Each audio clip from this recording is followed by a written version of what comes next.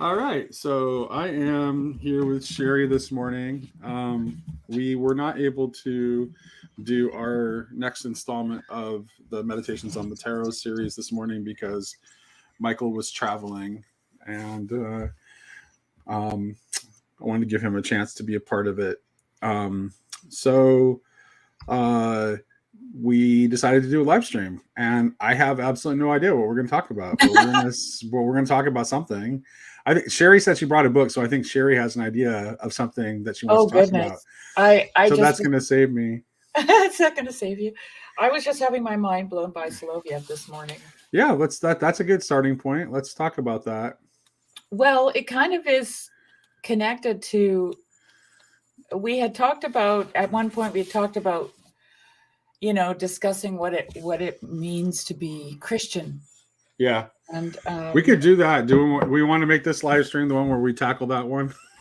we can I think try. maybe we want to wait until we have more people for sure. Well, more But people can maybe join. that can become, maybe if more people join, it can become that conversation. Right. Well, I Um, just thought we don't have to talk about it, but I just thought this was interesting. I'm going to read you just a portion of the beginning of it's a conversation that Soloviev has with Sophia. mm-hmm. And she asks him why. I guess he's in Egypt when he has this conversation. He goes to Egypt Okay. because he's trying to find. Well, he wants to have another conversation with Sophia, actually. So Trying to anyway, find. Okay. Gotcha. he says what she says to him. She asks him, "Why do you seek the living among the dead here in this place between the petrified East and the decomposing West?" Well, he just tells you right there that Egypt stands for the land of the dead. Yeah, yeah. So he Well, doesn't. petrified. I So love he's just like, yeah. the adjectives: the petrified East and the decomposing West. Mm. He says, a vague dream led me to the banks of the Nile. Here in the cradle of history, I thought to find some sort of thread that passes through the ruins and graves of today to reconnect the primitive life of humanity with the new life that I await. And Sophia says, a naive fantasy. The thread of life is not attached to geographic regions. And then he says, so I quickly abandoned that idea. I left the dead to bury the dead, and all my aspirations belong henceforth to regions where life never ceases. You have designed to come to my aid and to make yourself accessible to my senses. But before hearing your revelations, I would like to know the relationship between your doctrine and the faith of our fathers. Is the universal religion that you herald Christianity in its perfected state, or does it have another principal source? So they get into this discussion of, oh, there's Luke Thompson. Oh, how nice. Perfect. They get into this discussion of what is Christianity, right? Mm-hmm. Now I'm going to read what Sophia says, and hopefully Okay. nobody takes offense, okay?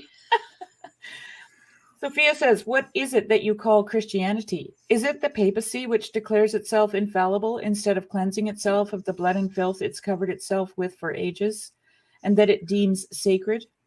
Is it a divided and powerless Protestantism which wants to believe that no longer does? Is it blind ignorance, the routine of the masses for whom religion is an old habit from which they are slowly weaning themselves, which is to me a description of orthodoxy in Russia? Yeah. Is it or any tradition that's just followed out of habit. right? Is it the self-interested hypocrisy of the priests and the powerful? Know that the universal religion comes to destroy all of that for all time. And then he says, I do not confuse the state of world Christianity in a given epoch with Christianity itself. I mean living Christianity and not its tomb. What I want to know is if the universal religion is the religion of Christ and the apostles, that is, the religion that founded the new world and that animated the saints and martyrs. And then she goes into a little bit of a description, which I won't read, but then further on, she says, But the true universal religion is a tree with countless fruit-laden branches that spreads its tabernacle over the entire earth and over the worlds to come. This is not the product of abstractions and generalizations. It is the real and spontaneous synthesis of all religions that takes nothing positive away from them and instead gives them something more than they had had. The only thing destroyed by it is their narrowness, their exclusivity, their mutual negations, their egoism, and their hate.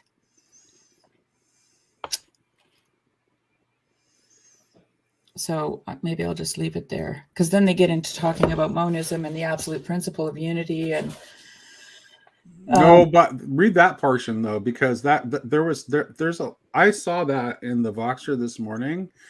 There's a lot there. There's a ton of there. So there's a lot there. So Sherry, this is what you posted this morning, correct? It's building up to it, yeah. But you're reading from that. I'm reading from, it's called The Three Conversations. And the first section here is first dialogue, the absolute principle as unity, the principle of monism. So yeah. He says in the margin after Sophia spoke there, that what I just read, in the margin he wrote, the universal religion is not only the positive synthesis of all religions, but also the synthesis of religion, philosophy, and science, and thus of the spiritual or internal sphere in general with the external sphere, with political and social life. In becoming universal, religion loses its exclusive character. It becomes more than a religion and is no longer opposed to the other spheres of human life. Rather, it includes everything in itself. So the living Christianity is the religion that's not a religion, which is what I've been saying all along. Right. And I mean, that's why I'm like, that's just what I've been trying to tell John, is like, you're reinventing the wheel. Yeah. Well, and Christians have also known this, and there are Christian writers who have known this and seen this and talked about it for a long time. Well, why not just embrace being within that part of the Christian tradition that has been trying to move toward the truly universal religion that is not a religion? Yeah, right. And it's echoes Steiner quite a bit, right? It's like this is really echoing. Well, it's not echoing because it's the other way around. Steiner's echoing Soloviev, but anyway. No, I don't think so, because I think there's actually some mutual influence there, because I believe Soloviev was contemporary to some degree. Yeah, pretty sure. Oh, I thought Steiner came later for some reason. I know Berdyaev, I know for sure, was influenced by Steiner. That's funny. The first Soloviev that comes up is actually, so he is slightly before. Yeah. He died in 1903. So Steiner wasn't really active until the World War I era. So I have a few thoughts about this. This is related to with This is related also with why am I blanking on his name? Climbing Mount Sophia. What's his name? Ken Lowry. Ken. Yes. This is also why I said this the other day, of why coining a new term for Christianity is or like what is a Christian is, on one hand, fine. I mean, I said this in the Voxer. This is why no one can make heads or tails of things that I say. Is it's fine on one hand, but it's also unnecessary because of what you're saying. And Soloviev goes into this in what Sherry posted in the Voxer later, which is very Hegelian of the identity of identity and non-identity. But it's also why it's related to whether or not Steiner or came first, to me, is almost irrelevant. And this is why. It's totally irrelevant. It's totally irrelevant. And this is why. It's because of what I call regurgitative knowing. Yeah. Like all this stuff that you've read this morning, this is stuff I've known intuitively my whole life that I didn't have language for. But ever since I've started my intellectual life, I've been saying stuff like this forever. Yeah. Mm-hmm. And then all of a sudden I'll come across someone like, Cal will start talking to me about the CTMU and Christopher Langen. And I'm like, oh yeah, well that's what I'm talking about. Yeah, or you'll post that to me and I'll be like, yeah, that's what I'm talking about. Yeah. Luke, it's very much the same for me, which is why I said for my journey was figuring out that it was okay for me to call myself a Christian, Because it's Yeah. like when I was 11 years old and reading the Bible, this is like what I'm talking about now is the vision of Christianity I've always seen. Like, And you maybe but couldn't I was name. told that made me not a Christian. Sure. So it's like, and I just respected what I was told. And it's like, oh, okay, then I'm not a Christian then. But I didn't ever stop reading the Bible. I never stopped reading theology. I never stopped thinking about Jesus and what the real meaning of Jesus was. It's that damn either-orism. It just drives me crazy. Well, well, here's a thought. I mean, so I think we're all in the same grouping, and I think many people are in that same grouping. They have an Yeah. intuition. Like this is why, excuse me. This is why. I think David Bentley Hart might say that in that all shall be saved. That the Calvinist who believes his loved ones are suffering in hell and he's going to rejoice over that doesn't really believe it, right? Of course not. So we all have this intuition about this resolution to the one and the many, right? Which is apokatastasis. And but what Soloviev goes on to say, which I had to tear myself away from to do this thing, It's good. It's good stuff. was that matter and spirit are the same thing. They're just two sides of the same coin. Yes. Which is super interesting. And I know Well, there's that a unity behind it, right? Right. I mean, it's kind of like in Rupert Sheldrake's The Physics of Angels. I can't remember who he's quoting, but there's some, and it's so funny to me. I think he's a atheistic, materialistic physicist who says, I mean, that's what matter is. Matter is concretized light. And I've given the example before of how back when I was doing analytical chemistry, we had this gas spectrometer. That's one of the ways that you can measure, like say vitamins or something when you're doing quality control. This is what I was doing. Is you make these dilutions at certain concentrations of whatever product you're selling, and then you put it through this gas spectrometer that shoots this little small amounts of this solution through like a plasma flame, and then it emits a certain kind of light. It emits a certain color of light that certain metals at certain dilutions emit, and then you can measure it, and then you can quantitatively analyze the amount of vitamin that's in whatever your product you're selling. So you're taking matter and turning it into light. Well, I mean, physics talks about that all the time. This is all stardust. Okay, Luke, I just have to say this. When I was reading this morning, I took a little break from it, and then and this thought went through my mind. I know why Luke gets this, because he's into chemistry. He understands alchemy. That's exactly why this is about what substance and hypostasis. No, I think he's naturally was moved to chemistry because he understood this intuitively. I think it's the other way around. Yeah. Yeah. Well, yeah. I was moved toward chemistry because I was going to do medicine because I was egoic. No, but there's still a reason. There's still a reason why it was chemistry of the sciences that interested you the most, as opposed to something else. Yeah. So Abby was sharing something about a song, and I've invited her to sing it. It's very fast French rap. I don't even know the lyrics. Really? Oh, you don't? Okay. Yeah. Give it a whirl. Okay. You give it a whirl. So at least give it a taste of it. The main chorus just goes like, je suis, j'étais, je suis, et resterai moi, ni l'un ni l'autre. And over again, which is just like, I was, I am, and I will stay myself, neither one nor the other. And he goes through in a very it's very satisfying to listen to because he makes really catchy songs, but like all of these either or things. Right. He reconciles them. Yeah, or he's saying that he's not going to fit into one or the other box. I think it talks about like political terms and stuff, and then like even his race because he's mixed race, and it's good. Nice. You'll have to. I didn't see that. You'll have to share it with me because my son's trying to learn French, and I would love to because I love everything French, but I can't. Really good. It will make you want to learn French because his lyrics are so good. I always have periodic bouts of wanting to go back and relearn French. Mm-hmm. There was a point in my early teens when I wanted to be a French teacher, actually. I've just heard so many awful things about language teachers from my sister, who has had several. Apparently none of them are nice. I don't know. My high school French teacher was great. He was an alcoholic Ooh. and always had whiskey in his coffee mug, and was kind of like, appropriately full of existential angst for a French teacher.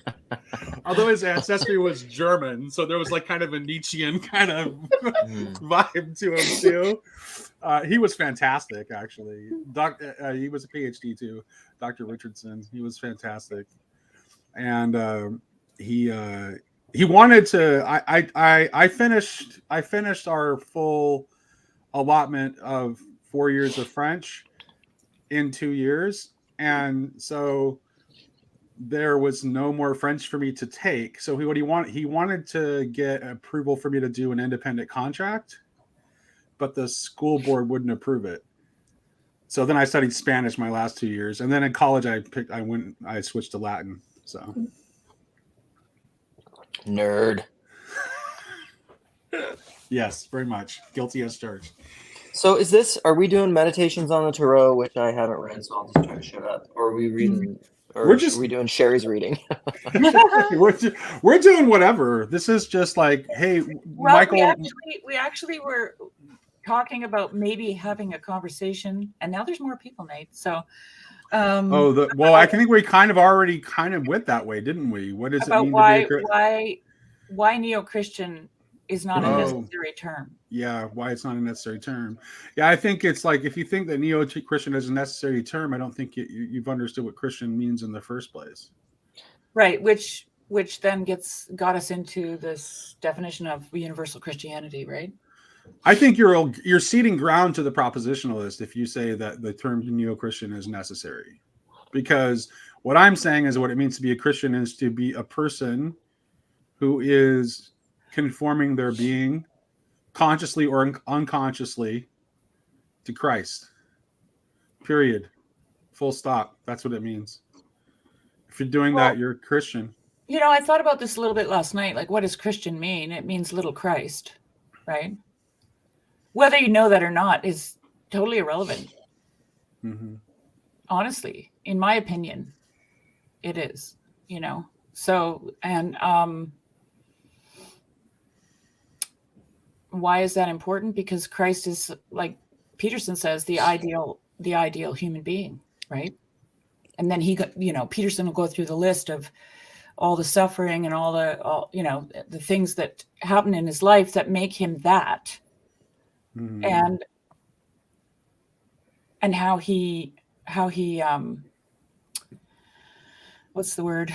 I still don't think it's but here's the thing though. I think having an idea of Christ as the ideal human being is not enough to make you Christian. Well, maybe not ideal, but ideal. Here's why. Hierarchical sense. I understand what you're saying, okay. But here's why it's not enough. Here's why it's insufficient to have that idea alone. It's because it's abstract, right? So there's no. Misses the point. Yeah. That's not going to actually lead to any kind of embodied Christ-likeness within you. It won't. Well, why though? Because like if you act out what you believe, because you think that because it's not moving you toward wholeness, because it's just this abstract ideal that is entirely outside yourself, that is just a goal that you've set that you're moving toward, and it's nothing more than that. Well, it's that, but it's also connected to what you were talking about, Nate, either yesterday or whatever, about Westerns and the Western hero and that whole mythos, which we as Americans and as Westerners have this pull. But the thing is, it's like Christ, and I think Peugeot was starting to do this in his art and in his stories, is that what is Christian, is your idea of the ideal human being more like, I don't know, the hero or the saint. The hero or the saint, exactly. Yeah, the hero or the saint. And this is what I loved about that. And it's Chris Green he's a theologian and a pastor at a church in Tulsa, Oklahoma. I shared in the chat the other day a sermon of his and a blog entry of his, and then also talk about a book that he wrote recently called All Things Beautiful, Toward an Aesthetic Christology. And the portion of the conversation that I kind of pointed at that Luke is talking about is where he's talking about Westerns and American storytelling. There's another layer to that he did not mention, though. So it's like, yes, we have this tension between the heroic figure who we call upon to do violence in our name because we can't do it because we know Christ forbids it, right? So it's like this, we have this outsider heroic figure who does violence for us because we can't do it. And so there's this tension between the hero and Christ. But I had the conversation about this with my wife, and I think one of that is the fact that we have this separation between the God of the Hebrew scriptures and the God that's revealed to us in Christ. That's another thing that's going on there. So there's a way in which these ideas are also representing a divided idea about God, where we can't see the justice and mercy of God as one. Yes. We can't see the unity of the justice and mercy of God. So we've separated the justice of God and put that into the hero figure. We know the fact that this person is an outsider and usually a non-believer in the story pattern, like that means that we kind of know there's something wrong about it, right? But we feel like we have to have it anyway because there's still evil in the world, basically. And then we still have Christ that we have to deal with, who actually doesn't really leave us the room for that if we take him seriously. So.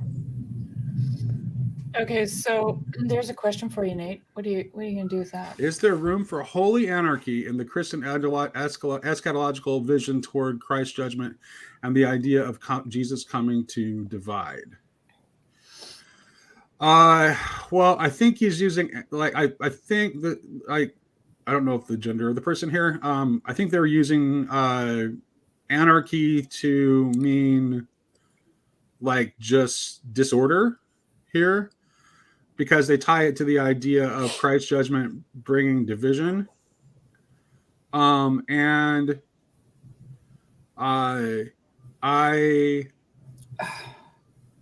Christ's judgment and the idea of those are actually two separate ideas. So it's Christ's judgment and the idea of Christ coming to divide. I don't know. I don't know what you mean by whole. Okay, go for it. I say yes. I got a thought here because I shared this with Jess this morning. So I put a quote from Soloviev in Sophia says, "We have already recognized this latter as love. It is easy to find an analogy in our own inner selves. When you free yourself internally from all multiplicity of desire and thought, when you affirm yourself and contemplate yourself vis-a-vis the exterior world as a simple and immobile whole, inaccessible to the foreign forces of matter, then what would you call yourself?" Okay. And then Soloviev replies, "As an indestructible whole, as the subjective center of creation, as the free principle above all contingent states, I would call myself spirit." And then Sophia says, "That is also the name that you should give to the positive or higher pole of the absolute principle. You well understand that this is not a new and distinct hypostasis of the absolute substance. It is the substance itself, affirming itself as such through the positing of its ideal opposite. The absolute substance, which has no proper name, presents itself as one, manifesting itself as an indestructible unity through the production of its opposite." Okay? Yes. Amen.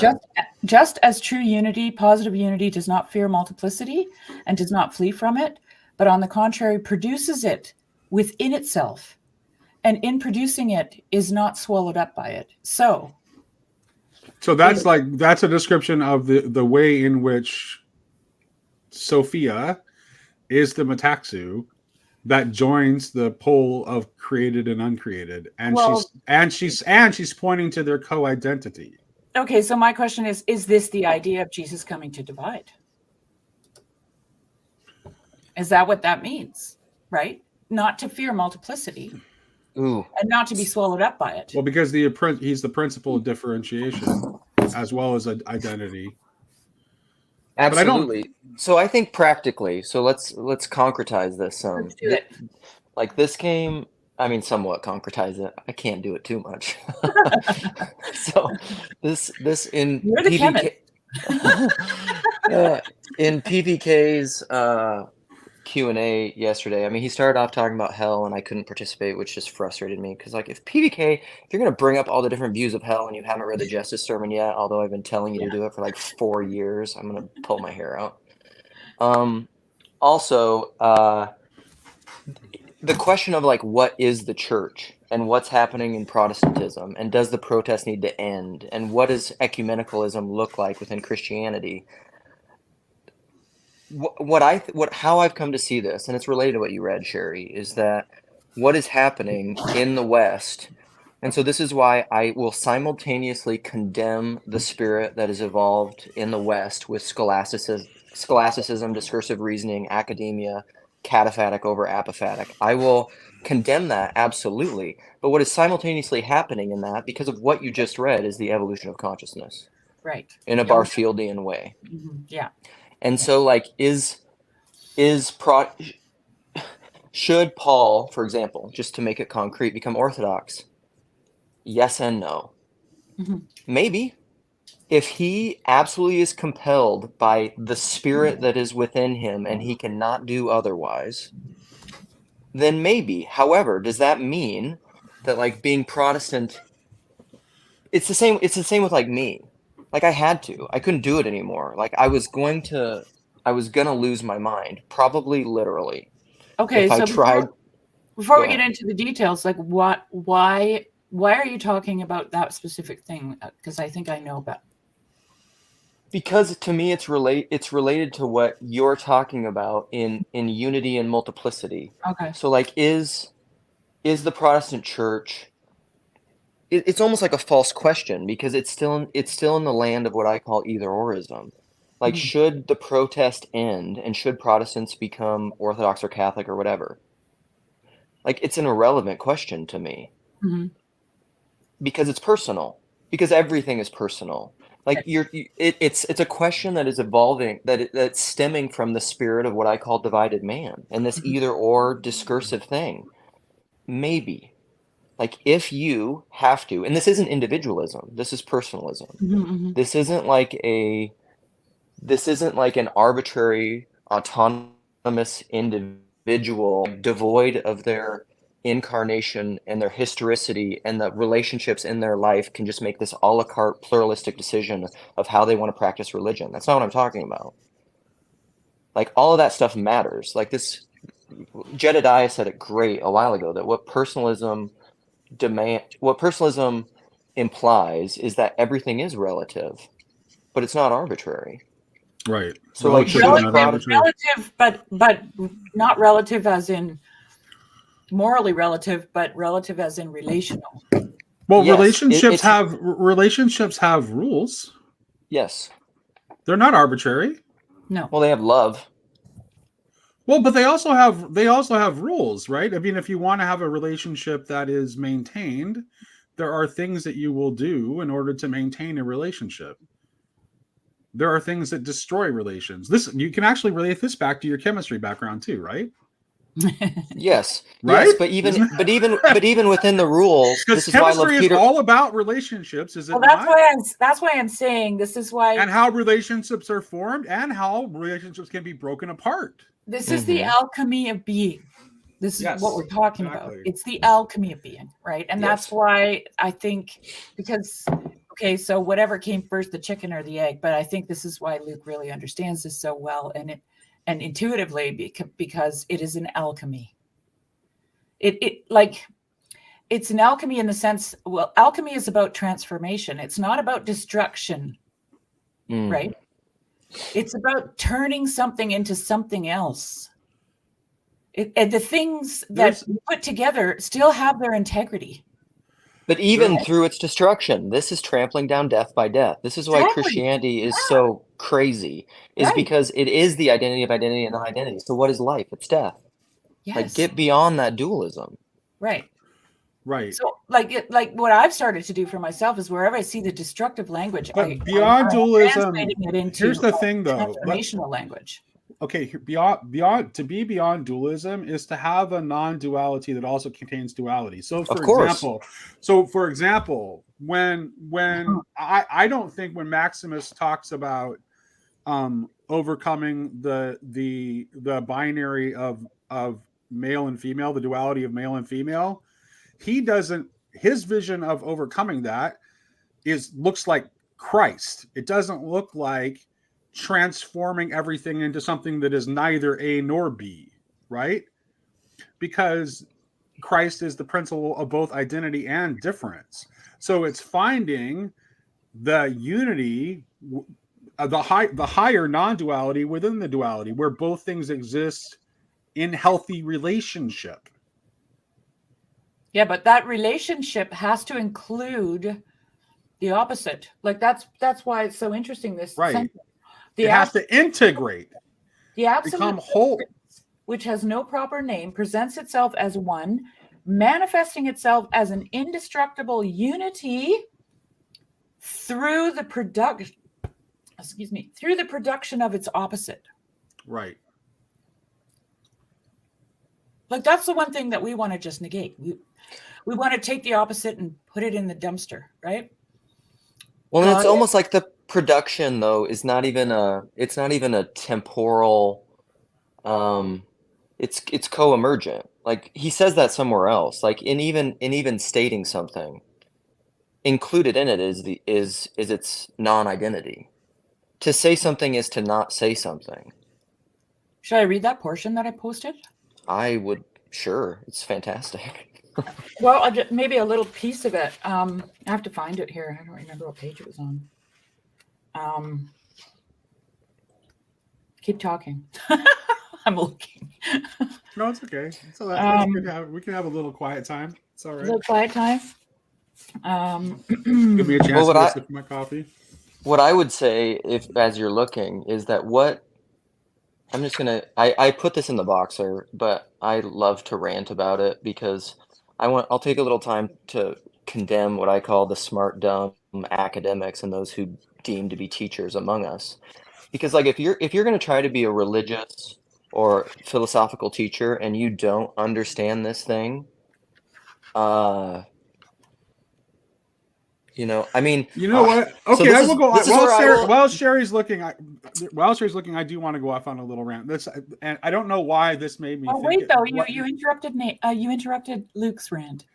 Oh, I'm sorry. I was waiting for Luke's rant, and then Nate. Well, I was going to. So what I was going to do. See, this is where I'm somewhat of two minds, or I hear in my consciousness Congress the opposite of where I'm going immediately, because it is this thing. It's the identity of identity and non-identity. And saying something, the opposite is also true. Or it's why I say Christ plays an antichrist. So I'm condemning these academics, and I think rightfully so. But at the same time, God bless them because they're necessary, because they are. And so like in this evolution of consciousness, it's kind of the same way that I'll condemn the broader spirit behind the West, but yet could it have been otherwise? No, of course not, because it's necessary, because it's here. So like we needed it to become what we are. Well, to tie it back to the question earlier about Holy Anarchy and the idea of Christ bringing division, I didn't think about it in those terms when he asked the question at first, but where you seemed to go in answering that question was pointing toward Christ as the very principle of our individuation. And the possibility that there can be unity and multiplicity at all. Maybe I should insert my reading now. So the division, I think that the division and the differentiation has to come before we are brought back into unity. And that's what's been happening. Well, that's happening psychically. That's the fall. That's the fall to me. Yes, the psychic fall is to fall into multiplicity. Right? Yes, that's what creation is multiplicity. If you think about it, for me, anyways, simply put, chaos is potential. It's everything. It's everything all at once. That's why it's chaos. Like we experience chaos when we walk into a room and everything is going on and we just don't know where to, what thread to pull from, right? We need the one thing. And God pulls from that potential, he pulls out creation, which is essentially multiplicity, right? That's why God is naming them. He names them. This is the day, this is the night, this is the fish, and then Adam names. Adam goes down and names all the animals, right? Well, it's like everythingness and nothingness. Right. So I just wanted to reiterate that for me, the fall is the fall into, or, multiplicity or duality, or however you want to phrase it. But yeah. Yeah. Okay. So I could read this quick. It's a little bit, but I think it's worth reading. Sophia says, you confuse direct knowledge of the absolute principle in its proper or inner state with general knowledge of the idea that we have of it. You can see that we have a general notion of the absolute principle without having direct knowledge of it by analyzing what we call a general notion. And then Soloviev says, that is the definition or designation of a thing. Sophie says, but how can you designate a thing if not by its relationship to another? That is to say, negatively. And then Soloviev says, yes, I remember the great Spinoza's aphorism, omnis determinatio est negatio. I'm not good at Latin, so. It's all right. Every definition is a negation. Sophia, thus all general notions are negative and do not suppose direct and subjective knowledge. Soloviev, and then what is the general notion of the absolute principle? Sophia, if the general notion of a particular being designates it negatively in relationship to another particular being, it is clear that the general notion of the absolute principle must designate it in relationship to all being, because all that we call being is its manifestation. Thus, we must say that the absolute principle is not being. That is to say that it can be neither the direct object of our outer sensations nor the direct subject of our inner consciousness, for everything in these two categories is what we call being. You can see that it is not being from another angle as well. It is the principle of all being. If it were being itself, it would be a being outside of all beings, which is absurd. Thus, it is clear that the principle of being cannot be designated as being. And then Soloviev asks, so should I designate it as non-being? Sophia, you could surely do that, and in so doing, you would merely follow the lead of many great theologians, including Orthodox theologians who have no compunction against calling God non-being. But in order not to confuse lesser minds, it would be better to resist. The common person always understands non-being as the lack or privation of being, and it is clear that in this sense, non-being cannot become the predicate of the absolute principle. We saw that in manifesting itself, that is to say, in passing into being and realizing itself, it does not cease to remain itself. It does not lose itself. It is not exhausted by the manifestation. Otherwise, if the principle of action would cease, action would also cease. But how can you define this non-being, which is nonetheless not privation or the lack of being? If you call privation or lack powerlessness, then the opposite would be power or positive possibility, force. Thus, the absolute principle being not as such being is the possibility of being, that which is evident because it manifests itself, that is to say, the product of being. And since in manifesting itself, it cannot exhaust itself or pass without a trace into the manifestation, it remains always the possibility of being of the sort that it is its constant and proper attribute. Thus, the absolute principle defines itself as that which has the possibility of being, and as that which has power is superior to that over which it has the power. We must say that the absolute principle is superior to being, that it is above being, that it is superens, superreal, beyond being. It is clear analytically that the absolute principle is in itself singular and simple, because plurality supposes relation. This unity and absolute simplicity is the primary definition of the absolute principle as it became known in the East.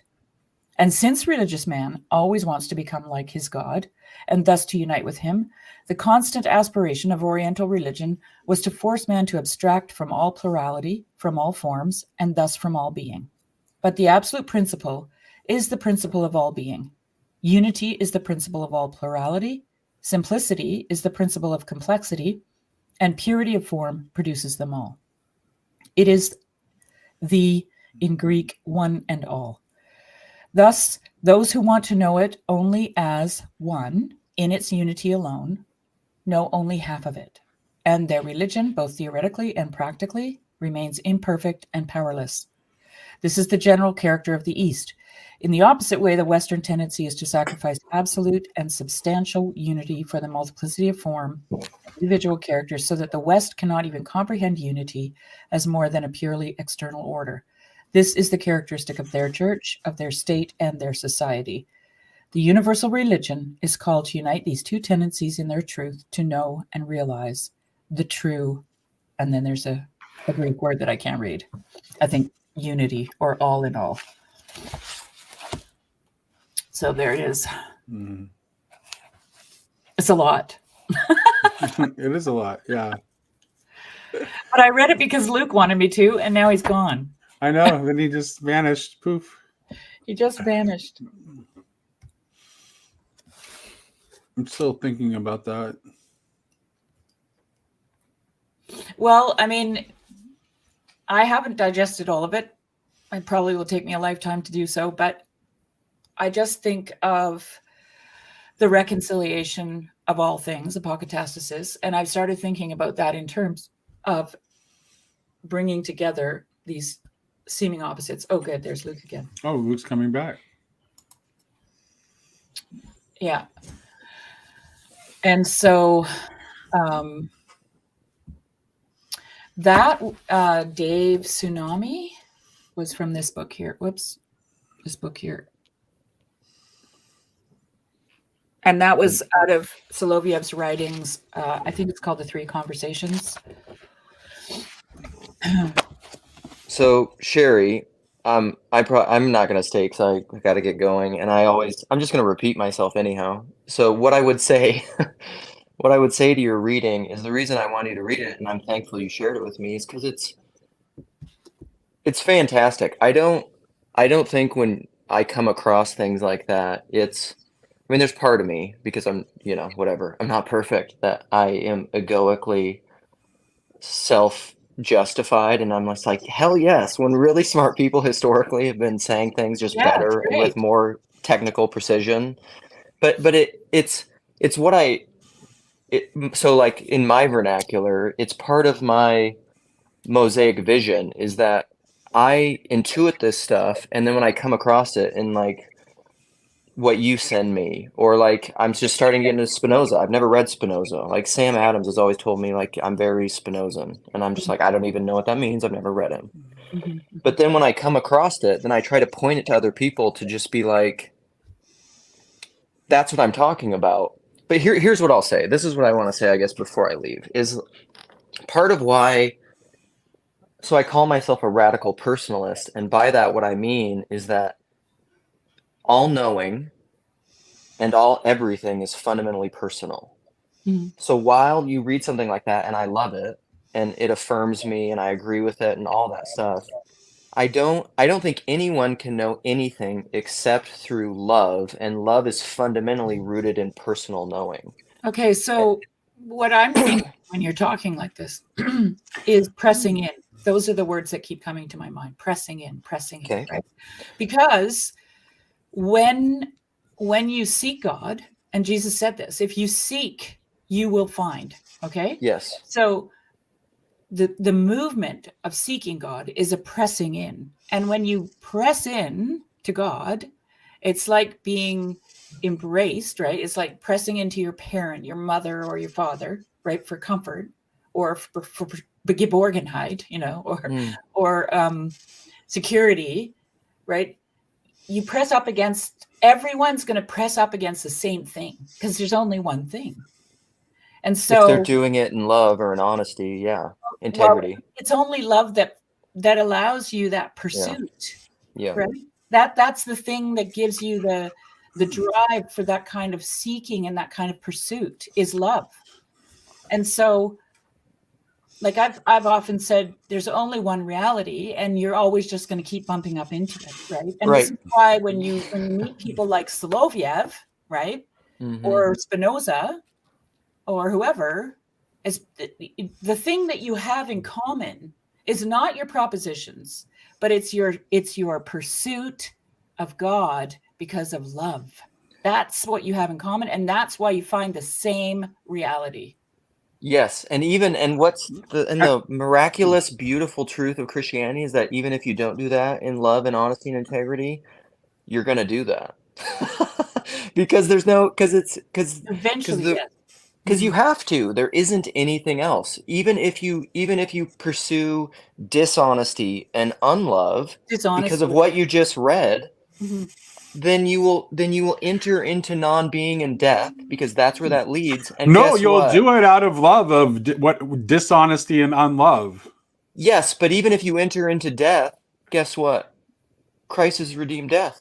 Like, that's the miracle of Christianity. Yeah, that's the story of resurrection, right? Yeah, that's what the resurrection is about. Christ plays an antichrist. There's no, I mean, this is why I'm a universalist, is I just don't see any other way it's going to work. And like, I mean, I guess I argue against pursuing untruth and unlove because it's going to add to your suffering. But whatever. I mean, if you as a person need that, that's what you're going to do. Like me telling you not to all day. I think we need to talk about what you mean by person for a minute, because I think that a lot of people who don't understand you, when they hear you say person, they do not distinguish that from egoic identity. Well, from the individual. Yeah, right. Right. And so I think that's why they're confused by what you say. So I don't think they can see what you're talking about when you're talking about person. So let me give you David Armstrong. You guys know David Armstrong, right? Mm-hmm. From his YouTube channel where he's interviewed David Bentley Hart. So he had a post on the fans of David Bentley Hart forum, and he was talking about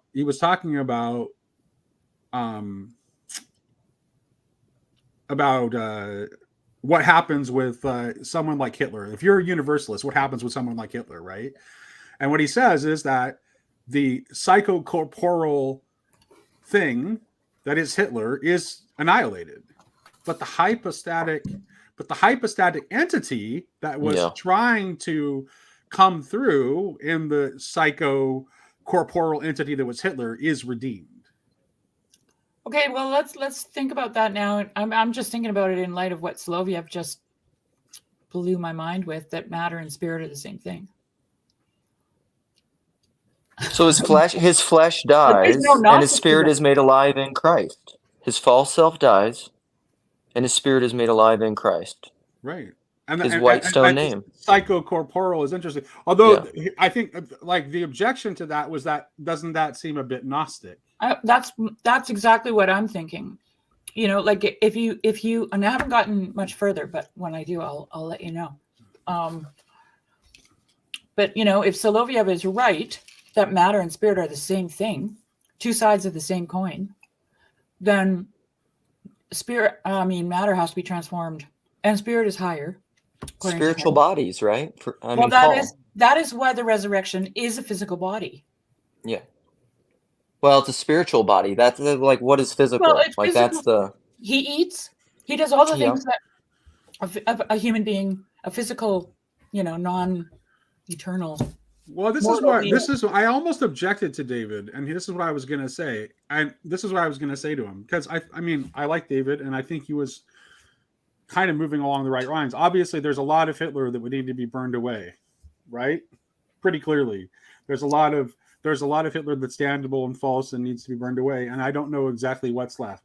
But here's what I can say, is that not everything about the psychocorporeal entity that is Hitler is annihilated. Otherwise, I don't know what you're talking about. Because even Hitler had a mother. Yeah, okay, who looked in his face as a newborn and loved him. And whatever Hitler is, that relationship, that bond between Hitler and his mother when he was an infant is real, is participating in God, is part of eternity. because any act that is in love is inevitably so. Well, I And think when that we're the talking point- about personhood as opposed to individuality, that's what we're talking about. It is entirely a relational concept. Yeah. I mean, now we're moving kind of into the degrees, you know, how bad is bad? That's the, you know, like is Hitler really bad? No, I'm not. That's not the question I'm asking. That is not the question I'm asking. Okay. Hitler's really bad. Like the things that he did were really bad. But even if you take someone who is really bad, that we would all agree is really bad, there's still something of them that would remain. I'm telling you that at any form of I'm telling you that for me, no form of annihilation really works, because annihilation only works if your notion of person is synonymous with individual. Well, see, for me, annihilation doesn't work because of memory, because as soon as you, like I've used the example, as soon as you look at the stars, you've moved a photon from outer space to your eye. So you've changed the course of history, right? Like, you cannot live on the earth and not have an impact on it.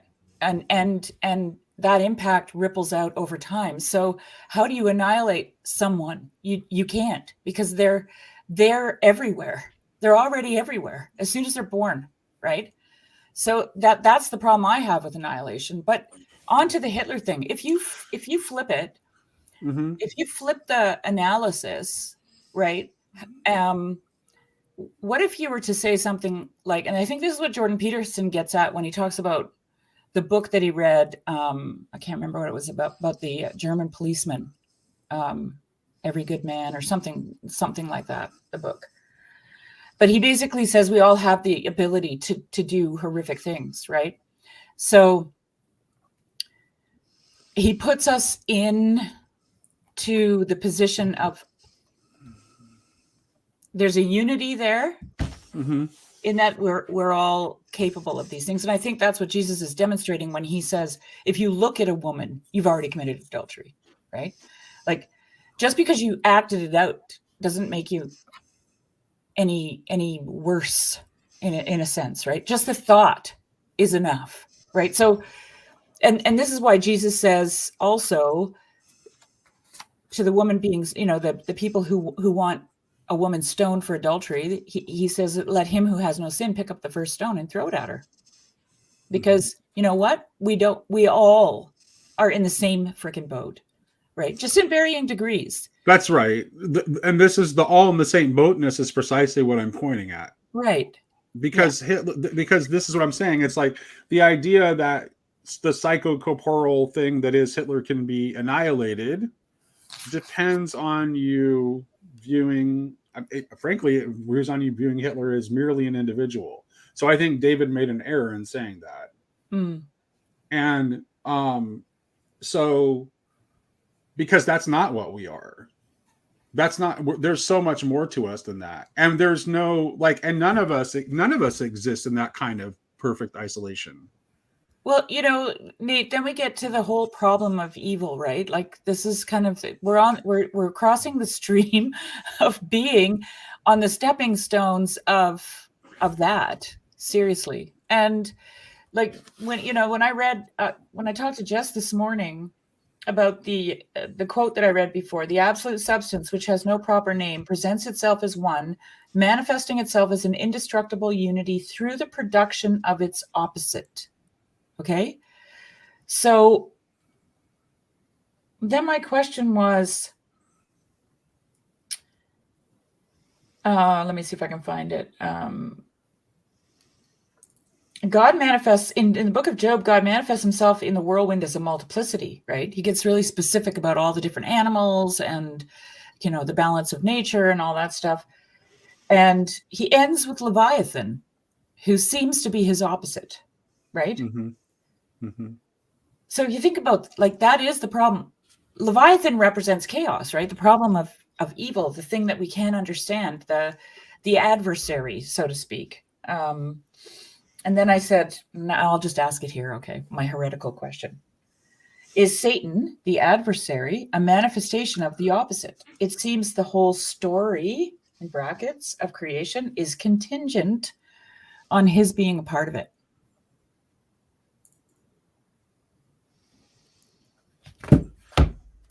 Just throw that out there.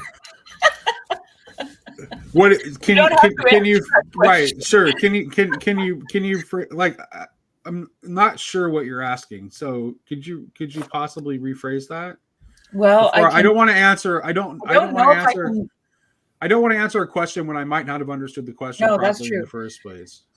Okay, so if you think about that phrase, the absolute substance, Mhm. which has no proper name, manifests itself as an indestructible unity through the production of its opposite. So in order Yeah, the to production manifest it's the uncreated, through the production of its and opposite, the opposite is the created.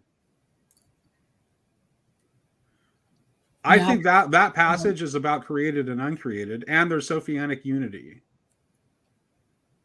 which is why that line about it being about substance and not hypostasis is there, because he wants to make it clear that he's not making Sophia an hypostasis, but the very divine substance itself.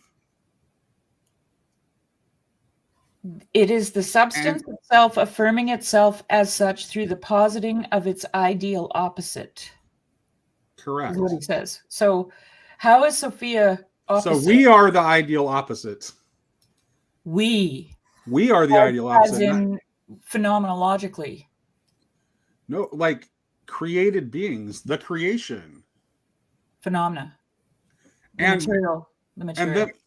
and then it's important, but then the part that is said about unity and multiplicity is important because then he's showing how this is, even though these things are opposite, right? And you have a principle of unity, and then it breaks out into multiplicity, but they're held together in love to create a greater unity beyond that. And Sophia is the principle which accomplishes that unity. Okay, so the rest of that sentence goes like this. So it manifests itself as an indestructible unity through the production of its opposite, just as true unity, positive unity, does not fear multiplicity and does not flee from it, but on the contrary, produces it within itself, and in producing it is not swallowed up by it. Mm-hmm. So I still understand that as chaos. Mm-mm. Well, there's a way in which the created does stand for chaos and change and motion. Like that's not wrong, Right? Because that's the nature of the created, right? The created is becoming, right? So the absolute is, I know Soloviev doesn't want to say being, but for the sake of my analogy, let's just say the uncreated stands for absolute being, right? Mm-hmm. And the created stands for becoming. I think you still capture, honestly, whether you want to say being, absolute, and know what you're saying, and becoming, or if you want to say being and beyond being, you're ultimately saying the same thing. But for me, I prefer to say being itself, absolute, no thingness. So in other words, let me just... And then you have the becoming, which are two modes of the same thing. Well, so in order to be, you have to become, and in order to become, you have to fall into multiplicity. Right, that there's always a polarity between the things.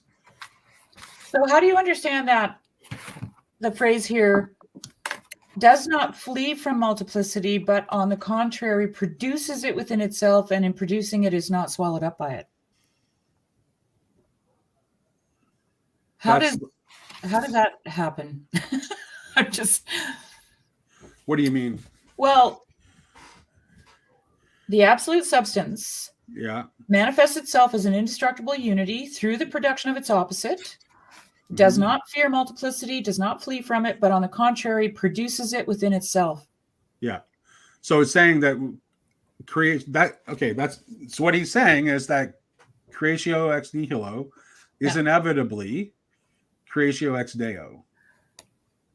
What does that mean? Ex deo. Well, what from God, Okay. Oh, okay. Yeah. right? Yeah. Yes. And if That which has is to include which the chaos monster. what was that? That, I mean, in mythological terms, for me, that has to include the chaos monster, right? The multiplicity is, to me, chaos.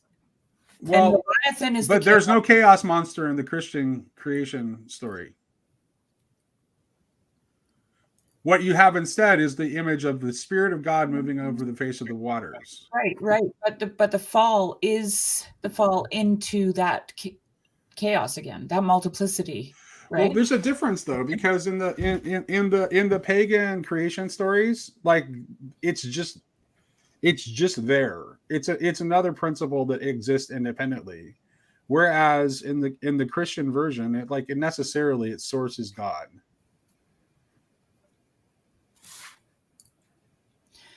Yeah, okay. But I mean, essentially, like in the book of Job, Leviathan, God talks about Leviathan lovingly. He talks about having created him, right? Made him everything that he is. And he actually challenges Job. Can you put a hook in his mouth? Can you tame him? Can you give him to your daughter to play with? Right? He says those things to him. And then at the end, Leviathan gets away.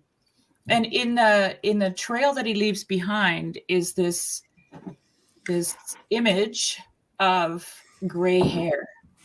Okay, because of the curling waves, right? The whiteness of the waves. And gray hair to me is symbolic of wisdom, right? So in the trail left by Leviathan, you acquire wisdom, right? Which is true, right? Like you go through all these trials and tribulations, and hopefully you're the wiser for it, something like that. So I think that Leviathan is descriptive of the fall. The fall is Leviathan. Well, let's see. So Leviathan is a creature of the depths. No, Leviathan is a creature of the depths, and so I mean, certainly there's the chaos association is there, which would be related to potency. Okay, so here's another thought before you go any further. Okay. I don't know where it is. If Yosef is watching, maybe he can type it in. But there's a Jewish tradition that the tabernacle is covered by the skin of Leviathan. And in the book of Job, I can't remember where it is. I could look for it afterwards if you want. But is that verse that the King James has the weird dolphin skin? Yeah, and Yosef said it's essentially the same. I think he said it's the same word as Leviathan and Job or something like that. But anyway, and there's been I've heard it's like it may have meant narwhal.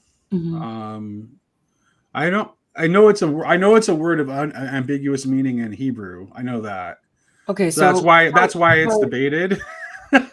So now you can move to the whole garments of skin thing in Genesis. And God made them garments of skin. Well, okay, I'm not following. Well, I'm not I mean, if we are the tabernacle. Oh, okay, gotcha. Yeah. Okay, and the tabernacle is covered in the skin of Leviathan, and God made us what? Garments of skin. Right. So this is why you're coming to what my identification is that the chaos, the potency, the created, ultimately comes from God, and is called into identity and relationship with God. Yeah. Okay, but then there's so let me see if I can. I have just a whole pile of rambling thoughts, as you can tell. No problem. I'm sorry for doing this to you, Nate. It's okay. No, you're making me stretch my muscles. So the whole story of Job is about suffering, okay? And that is equated to Leviathan, okay? So this chaos, right? So And of course, then you got the fall. Oh, we have Hezi in the chat. Oh, Let's Hezi, see you what should Hezi jump has in. shared something with us. In the future, the Holy One, blessed be He, will make a feast for the righteous from the flesh of the Leviathan. Yes, that's right. Yeah. Yes, exactly. So you're going to actually commune, like you're going to ingest, you're going to incarnate, right? That's what that is. The whole experience. But anyway, I'm going to get off track here. I just wanted to say, suffering seems to me to be the breaking down of the whole into parts. Because when you suffer, you feel every little part. Like, let's say you have a cold. That's an easy one. So then suddenly you start feeling every little part of your body, right? When you're functioning in a healthy manner, when you're whole physically, you don't think about your parts because they don't hurt. Okay? When you hurt, you think about your parts. You think about the multiplicity. So this is actually something that I started to say earlier, but Luke was on a roll and I didn't want to interrupt. But part of what this idea of how it's both unity and multiplicity, and there's polarity, there's a non-duality that contains duality, all of the one. I mean, we can kind of we can see the truth of this in our basic perceptions, because everything that we experience is both a unity and multiple, right? So there's you, Sherry, are ultimately a unity, but you are composed of parts, and then those parts are further broken down into other parts and so on. And I think I think a lot of this has to do with being able to simultaneously see the unity and multiplicity of everything. Is that why Eve? Because I think we've gone we've fallen too much into multiplicity in our age, where it's we're breaking things down into their component parts and trying to understand everything by their parts and not looking at wholes. But we actually, in order to have a proper vision of reality, we have to be able to see both the unity and the multiplicity. And the greater unity behind both the unity and the multiplicity. Do you think that this is the symbolism of Eve taking a bite of the apple or the fruit? Right? Like it's a whole thing, and she takes a piece of it. That's not interesting. I have never thought about the fact that she only takes a piece of it and not the whole thing. Mm-hmm. Well, because she shares it with Adam, though. So you think he finishes the whole I don't know. I have no idea. I've never thought about that. I've never thought to think about that. I'm just kidding. Yeah. Lots of thoughts, man. I read like, I don't know, 5 Oh yeah. Oh, so Hezi has backed my my narwhal skin comment. So there we go. Yeah, narwhal skin is what I had read. One of the. I mean, it's not settled though. I wonder where is narwhal related to the Leviathan? Where did he needs to get in there and help us in out. The desert? Yeah, in the Red Sea. Where were they getting narwhals? Yeah, it's funny because so one of these sermons by this very country, very Baptist preacher, but he'd actually done a whole study, obviously within his framework, but he'd done some whole study on the Red Sea, and he did a whole series of sermons on it, of 6 of them, and went into all this detail. I don't know what his theological backing for this was, and he was using whatever his methods, but it's quite interesting because he was talking about the Red Sea and how it's super full of life even now, and there's amazing biodiversity in there, and the theory being that the children of Israel actually got a bunch of even the tabernacle materials, and he talks about this shell that they would crush up that was the source of some dye that is later mentioned in the tabernacle. He's all of these things that they presumably, if we want to take it in the literal sense, picked up along the way. And then Leviathan being Well, the shells that would be the Philistines who are the Phoenicians, and that was the source of their wealth was that shell dye, which is a purple dye. So they didn't have to go very far for that. Mm-hmm. I don't know about narwhals. Well, think no narwhals idea. only live in the Arctic too, or something like that, right? Like or maybe they have a migratory pattern. I don't know. I don't know. But anyway, well, I said to somebody yesterday, you should check out the Grail Country channel because that's a place where they're not afraid to ask a lot of questions. And so that's kind of what I did today. No, it was great. There were great questions, and I don't have a lot of answers for you. I would have to sit. Yeah. I would forever. want to sit with that. I would probably want to sit with that text for a while. I do have certain ideas. So. Yep. Well, it's, I'm just constantly knitting things together because I'm a knitter.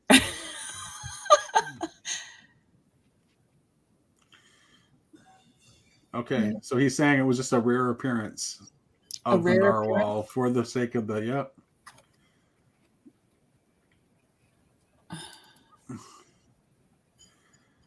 So, almost never seen. Yes, a unicorn of the deep, yeah. It's called the unicorn of the Talmud, yeah. Okay. So, so I'm gonna go ahead and like the rant that I never got to because we got sidetracked. I'm gonna get to that. And something that Luke said earlier made me think about it. And everyone knows that I'm a universalist, and people may notice that I seldom argue about universalism. And there's a reason for that. And the reason that I never really engage in much debate about it or arguments, defending it or attacking infernalism or eternal conscious torment is that it's at the level of something that's so obvious to me. I don't see why it's being debated. And when something is that obvious to you, it actually becomes quite difficult to argue about because you can't even conceive of why someone is thinking something else. And ultimately to me, it's just a simple matter of of logical and moral reasoning. Like if your logical and moral reasoning are intact, you have to see that it's false. And the only coherent defense that you have is to do something like the Calvinists do, which is to say, oh yes, but your logical and moral reasoning are fallen. Therefore, you must accept from authority that my this is logical the case. and moral reasoning that is fallen. Right. Right. That's So, essentially, yeah. Mm-hmm. I mean, at least you're still making that's a coherent argument, but it's it's an argument that reduces us ultimately the Calvinist system reduces us to a quite dubious ontological status. I actually don't know how within the system of Calvinism we exist at all. How do we have being? It's called grace. Please tell me. It's called grace. Okay. That's how they describe it. Okay. How is that? Grace for some, not for all. Then how do we exist? Well, sure. Excuse me. How do we exist? Well, I mean, that's what Soloviev talked about in that thing that I don't know how he put it. It was just, I can't find it now, but just the fact that it's intrinsic. God is intrinsic to all of creation. Like you were talking about that the other day, right? Right. That there is no one who exists outside of God. Right. To exist is grace. Right. That's right. But the Calvinists, where did I read that recently about election? Oh, maybe it was in Tomberg. He talks about it in that sense that we're all elected to be. That's what election is. Right. But they have election. What do you call that? Like dissected out of the whole, literally, and it becomes a theology of its own, right? and it means to be saved. Yeah, the friction between the yes and the no only exists for us in our fall into duality. It doesn't exist for God. So God chooses, but God's choice is always affirmative. God's choice is always let it be. Well, that's because otherwise nothing would be. You know, it's funny. It just occurred to me that it Mary's simple "let it be" echoes what God is always speaking. Well, this is what John Bear makes that point. Okay, so it is absolutely unity. It is like it's the only statement of unity with the divine will that there can be. Right. Okay. So this is the point John Bear makes when he says, God says in the beginning, let there be, let there be, let there be. But then when he gets to mankind, he says, let us make. And what he concludes is that now we have to say our let it be. Right. And that is the co-creation, the act of co-creation with God. Yeah. Yeah. Yeah. But anyway, that's like, I don't like either. So either you have to engage in an argument that basically calls the utility of argumentation itself into question, because I don't know how, I honestly how to, like, ultimately all you can do is just point to authority, and there's no, like, logical reasoning itself becomes pointless if you're saying that my logical reasoning has fallen. Well, this is why the hermeticist doesn't compete. And we can't argue about virtues either if my moral reasoning has fallen. So the only thing left to do is just point to authority. And I just, like, by what virtue do I accept your 500 your Johnny come lately 500 year tradition as the ultimate authority? Why?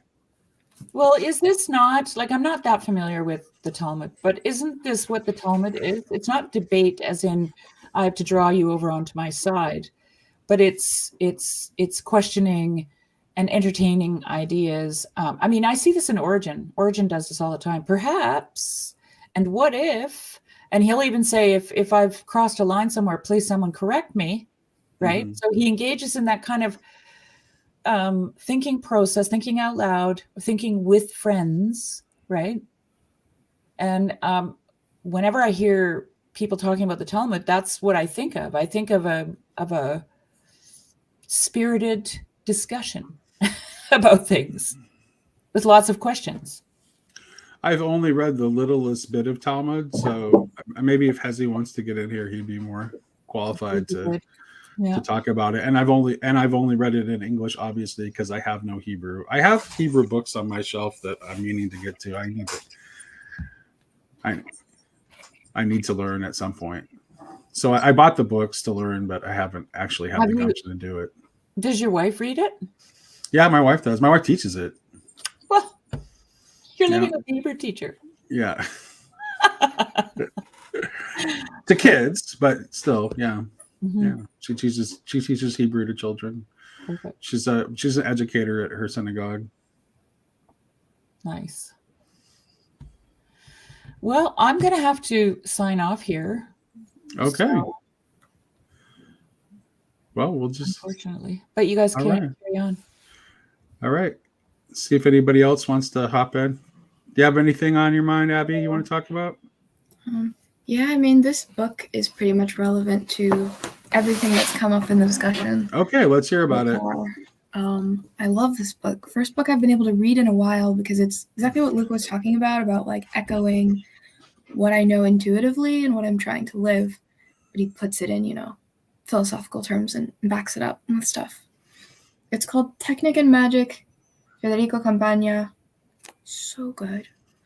And the chapter that I'm in right now is actually talking about exactly that, like reconciliation of the ineffable with the like linguistic dimension, what can be rationally known and like the universal in particular, essentially.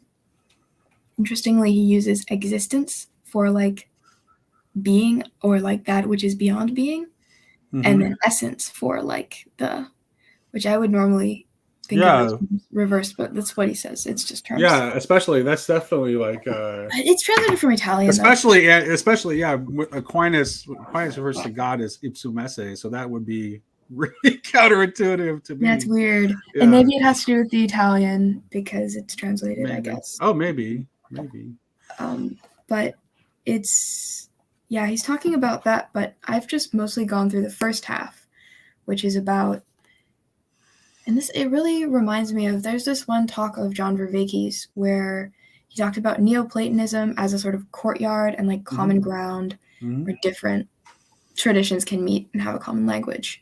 And this, I guess this probably fits into Neoplatonism first of all, but it's just really good because it's not religious. He doesn't belong to any religion, I think. But he uses theology and religious language very deftly. He hasn't got any like, biases where he's trying to preach at all, which is nice. And then it's not political, but it talks about the underlying systems or structures behind both of those. And the first half is about the sort of reality, because he starts out with talking like reality isn't just something that's just a given, like it's very much shaped by the underlying reality system or the sort of fundamental assumptions that filter what can exist, what kinds of things can exist, and how. Like, for instance, what we take for granted that only certain kinds of things exist: passports but not angels, electrons but not nymphs. This is very Jonathan Peugeot, Santa Claus is real kind of thing. Yeah. And so then he talks about the reality system of, this day and age being technic, being like... So it's kind of talking about like what Barfield calls collective representations. So like how the collective representations form essentially our frame. So the reason we can talk about UFOs but not angels, it's because of our collective representations, because we've bracketed out, our collective representations have bracketed angels out of the conversation, but make room for talking about UFOs. Yeah. And that's the thing that stuck out to me about the whole, what he talks about technic is like putting what you had said, like the emphasis on particularity, which he calls essence, but on particularity and sort of the only things that really do exist in this world, using world derogatively, are what can, that part of you or that part of any entity that can sort of be broken down into the absolute language / system of production. So that's gotcha. Politics, which is the same thing. So that of you which can be labeled and which is useful to produce whatever is useful to produce for the system to simply go on forever, like the universal paperclip thing. It's so good the way he describes it, though. And then, whereas magic, what he calls the alternate system, has at its heart the ineffable life, that ineffable dimension, and then from there proceeds language and everything else. It's so good. And just connects a bunch of like things that are wrong with, if you look at the world around, to the sort of central principle that's driving all of that. Right. So he's essentially putting technique and enchantment in opposition, it sounds like. Well, I guess. I mean, he used the word technic for that system, but it maps to me onto like, I don't know, the disenchanted world, any kind of autocratic or like, no, that's not the word. Like systems of oppression, false kind of hierarchies, the modern West, whatever you want to call it. Yeah. So like so to the closed world. I was reading a thing this morning that was new to me, that apparently I've looked at portions of the Regensburg Address before, but this is part that I glossed over.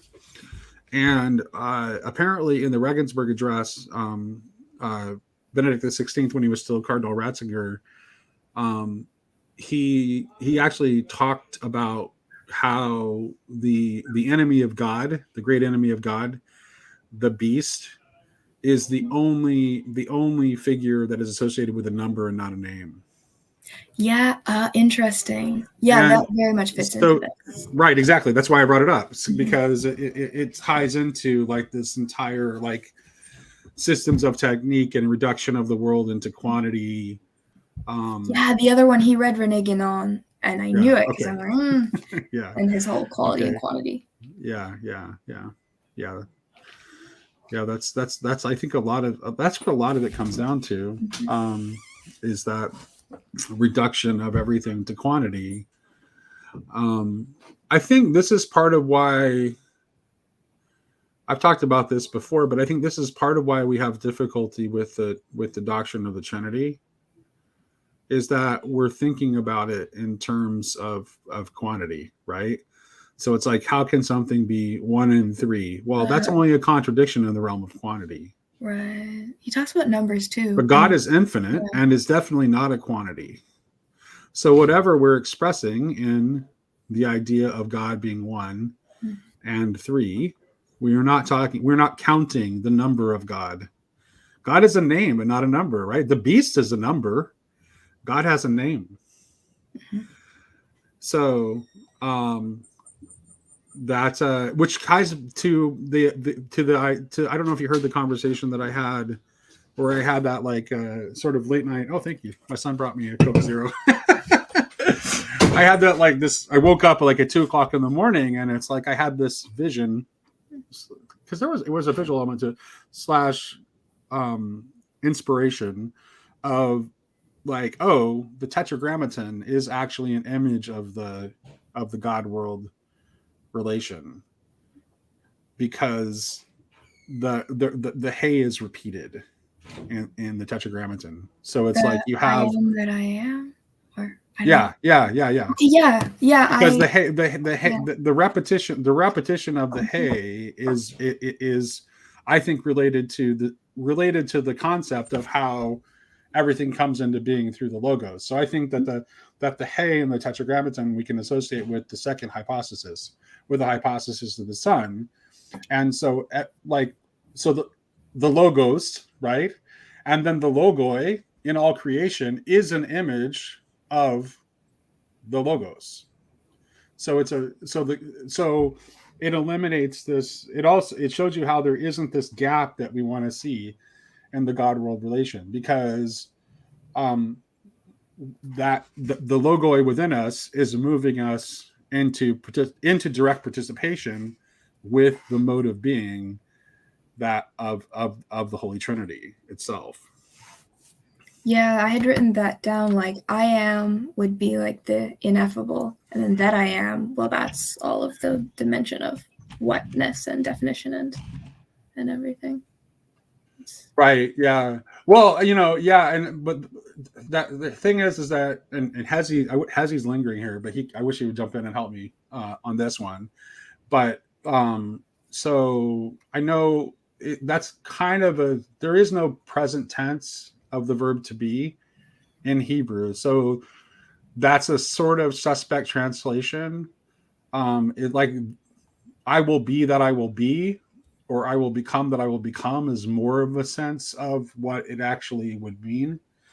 I'm sure if Hezzy wanted to help us out here, he could. But I know, I know in Robert Alter's translation, he has a really good note, like where he gets into the discussion of that and how it should be understood and translated. But I have no Hebrew, as I pointed out earlier, so I have to rely on authority for that one.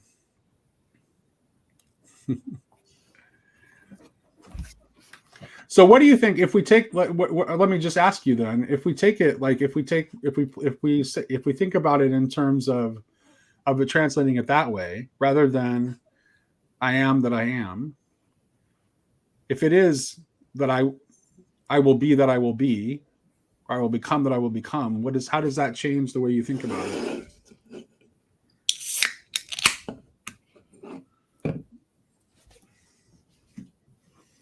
Well, now I only see the image of like the dimension of becoming.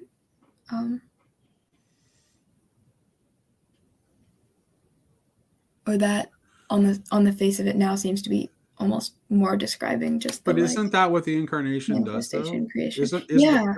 Isn't that what the incarnation does? Doesn't that unite God to the dimension of becoming? Doesn't that eliminate the gap between created and uncreated?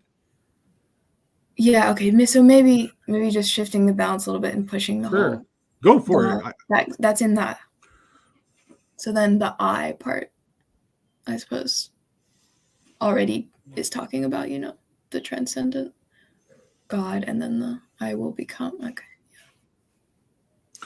Well, there's a repetition of the I, right? So this would be, I would say, the I without the pure I, without being like tied to any particular bundle of qualities, is simply hypostatic identity. It is personhood itself. So it's the personhood of God, and then our own personhood. And then that's quite explicitly that comes into union in the person of Christ, who is both at once.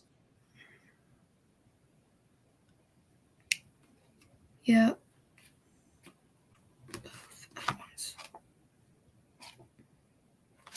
All right. Well, my ability to think is being no problem tempered by hunger. I'm gonna go eat some nachos. Go eat some nachos. Have a good day. Good to see you, Abby. Thanks. Thanks for joining me. I'll hang out for a little bit and see if anybody else wants to pop in.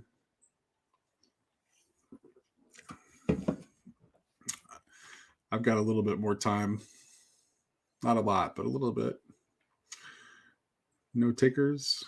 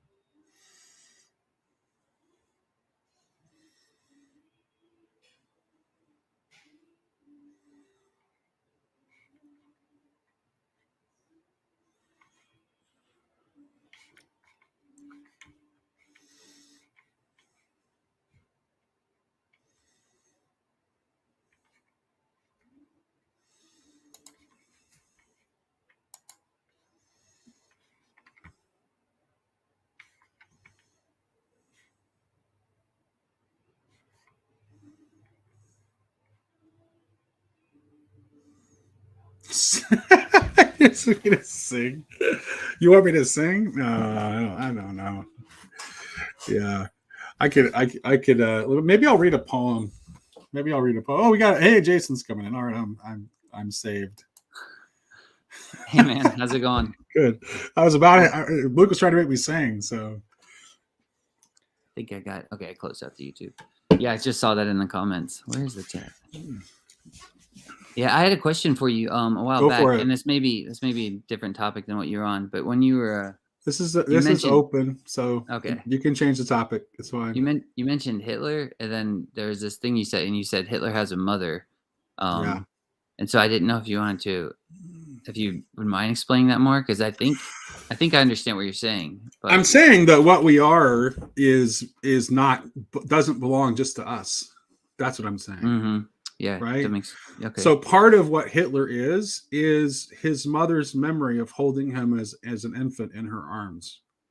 Yeah. So so anyone who has given or received love at all, at any point, there is something about them that will be redeemed. Although there will be a lot burned away, and obviously that person will have a lot of work to do in the afterlife, because there's not going to be a lot to them. Yeah. But that makes sense. I was trying to comment in there, and it seems like there's this way the mother always holds the childlikeness of the person, even if no matter how far they go. There's kind of because that when you said that line, that's one thing that gets me too, is like if you actually got to heaven or whatever you want to call that, what happens when this mother comes to you and like, where's my son? And it's like, because she remembers her son. Like, you might not remember her son, but she remembers her son as an infant in her arms receiving that love. And it's because that's like you said, if a lot is burned away, because there's not much there, like that's all there is innocence. So you might have to burn away everything else just to get back to that innocent state or something like that. Right. There's a Merle Haggard song that just wrecks me that I absolutely love. It's called "Sing Me Back Home." Have you ever heard it? Well, you going to sing it? Luke wants you to sing. Okay, so it's a song. The song I might sing a part of it just to make my point. Nice. It's a song about. I got a banjo right here. I was just go. It's a song about a prisoner who is he himself is not on death row, but he's like watching a death row inmate like be walked to his execution, and he says, and what the man who's condemned, what he says is to the warden is, "Let my guitar playing friend sing my request." He wants him to. So it's, and the chorus is, "Sing me back home with a song I used to hear, make my old memories come alive," etc. And so it's pointing to the humanity of this condemned man. Mm-hmm. And actually, there's there's even a line about with the song my mama used to sing is like one of the lyrics in the song. Oh, wow. So he specifically wants him to play like a song my mama used to sing. Yeah. So it's like even in the worst of us, there is something. There's been some experience of love. Even if that person didn't participate in it, someone loved them. Yeah. And that love is part of the fabric of reality and is not going anywhere. Mm-hmm.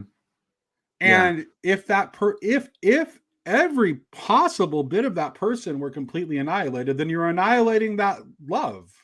And in as much as that love was real and true and genuine, it is eternal. Yeah. And then to annihilate that love, you have to annihilate the mother as well and all that stuff. Exactly. And it just, and then it's because you can't, total annihilation of everything. Right. Because you can't disconnect. We can't be disconnected like that. We're not. That's not how we exist.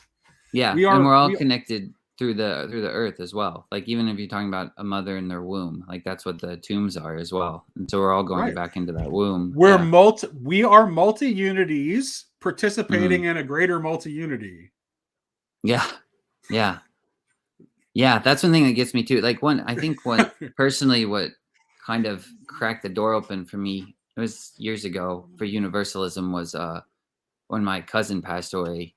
And I guess this is kind of personal, but I just remember thinking, so my aunt Mary, she might say she's agnostic. I was always told as a kid that she was not a Christian.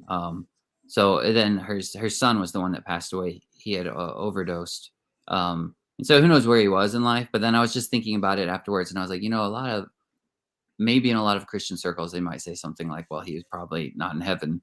But then I was like, well, try saying that to her freaking mom. And it's like, there's no way I'm going to be able to stand before God and have my mom there and my Aunt Mary's not there or something. And then her son's not there. I'm like, this just makes no sense to me. And so then I was, well, Jason, this is the thing I was told as a child that made me go like, wait, what? Because like I was as a small child, I was naturally very reverent. And I just accepted everything that was given to me. And I was naturally very respectful, reverent child. And then I was told that my grandfather, who was my favorite person in the whole world, who I absolutely adored and loved, would go to hell if he didn't accept Jesus. And it's like, that was it. Like I knew that was bullshit. Yeah. It's not that I was afraid of it happening. It's like, I immediately knew it was bullshit. Yeah. And so it's like, I decided I wasn't going to believe the bullshit. So I clung on, but I didn't, but I was still naturally reverent and naturally a person who was always seeking God, and that never changed. But I felt from that moment on, I felt as isolated from Christianity for most of my adult life. Yeah. Because I had been told something that was obvious bullshit. Yeah. And been asked to accept it, even though it contradicts all logic and moral reasoning. Do you still sometimes feel isolated from Christianity? No, I don't. It's weird. Okay, that's good. I don't. I actually don't. I've gotten better. I think I've gotten better at being careful about how I phrase things, depending on the company that I'm in. So there's that. But it's like, my son is kind of going through that struggle right now too, because it's like he's a naturally conservative dude, like temperamentally conservative. And he has always been, he's also on the autism spectrum. So not surprisingly, he's a little bit more comfortable with propositional knowing, right? That's easier for him. But he's been kind of going through this transition lately where it's like, he's becoming less conservative and less propositionally oriented, without my influence, really. The only thing I can think of that's changed is he's been seeing a counselor who specializes in treating adults with autism. And so he's been seeing a counselor who's kind of like helping him with coping tools for his autism. But that's the only thing that's changed. And like now he's becoming less comfortable in the very conservative church that we're in. That's like we're in an ACNA church, and the ACNA is like a kind of a conservative branch of the American Episcopal Church that like broke away over mostly over gay marriage type of and sexuality affirming positions. Like that's the reason it broke away. And my YouTube channel is open for anybody to view and they can see what I actually think. I've never hidden what I think. I've never hidden the fact that I'm a universalist. I've never hidden the fact that I think the 39 articles are bullshit. But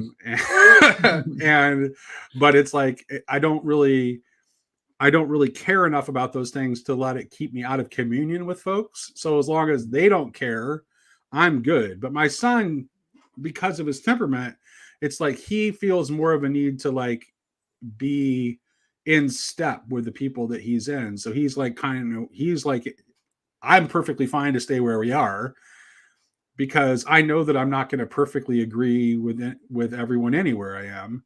But he's wanting to go to a more, to a church that lines up with more with how he's thinking these days. Although he does realize there's going to be issues if he changes too. So he's kind of torn. He's going back and forth between the two. Yeah. I was trying to talk him into coming on the live stream and talking with folks about it today. I know, but he wouldn't. He doesn't want to. One of these days I'll get him on here. He's a good kid. Yeah. So is there a church around you that is kind of more in line with what he believes now, or is he a universalist as well, or does he just kind of? He used to not be. He used to be a hopeful universalist, and now he's like kind of leaning more toward just a universalism. So he likes C.S. Lewis a lot. He reads a lot of C.S. Lewis. So yeah, that's cool. Do you find? Here's a question for you. Do you find with universalism?